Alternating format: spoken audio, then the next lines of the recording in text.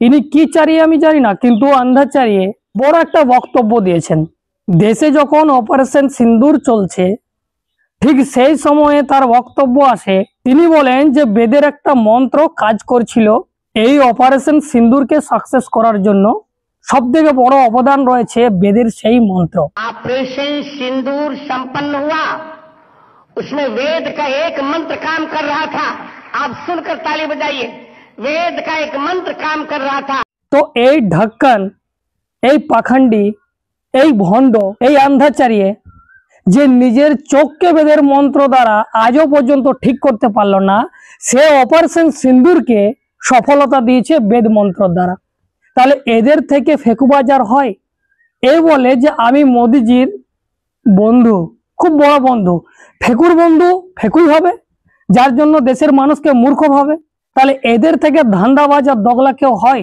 আমার শব্দ একটু খারাপ লাগলো, এদের জন্য এটা একদম সেট বসে। আপনারা জানেন মন্দিরের ভেতরে বহু আমাদের ছোট ছোট মহিলা নারী যারা ধর্ষণ হয়ে যাচ্ছে, বাবাদের শিকার হয়ে যাচ্ছে, কিন্তু বেদের মন্ত্র সেখানে কাজ করে না। কাজ করে কোথায়? শুধুমাত্র আপনাদেরকে মূর্খ বানানোর জন্য। এটাই হচ্ছে আমাদের দেশের রিয়েলিটি।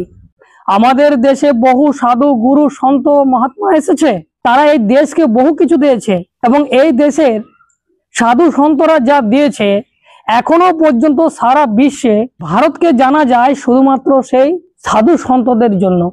কিন্তু এই সমস্ত ভণ্ড পাখণ্ড সাধু যদি এরা এইভাবে আপনাদেরকে মূর্খ বানায়, তাহলে আমরা সেই ভারতবর্ষ কি গড়ার লক্ষ্যে এগিয়ে যাচ্ছি? প্রশ্ন সেই জায়গায়। আপনাদের কাছে এই প্রশ্নটাও রাখলাম, যে বেদের মন্ত্র দ্বারা অপারেশন সিন্দুরকে সাকসেস করিয়েছে এনার দাবি, তাহলে এই বাবাজি নিজের চোখকে বেদের মন্ত্র দ্বারা ঠিক করতে কেন পারলো না? প্রশ্ন আপনাদের কাছে। এই প্রশ্নের উত্তর যদি আপনাদের কাছে থাকে অবশ্যই আপনারা কমেন্ট করে জানাবেন, আর যদি না থাকে তাহলে জানবেন এদের থেকে ধান্দাবাজ, এদের থেকে ভণ্ড দুনিয়াতে একটাও নেই।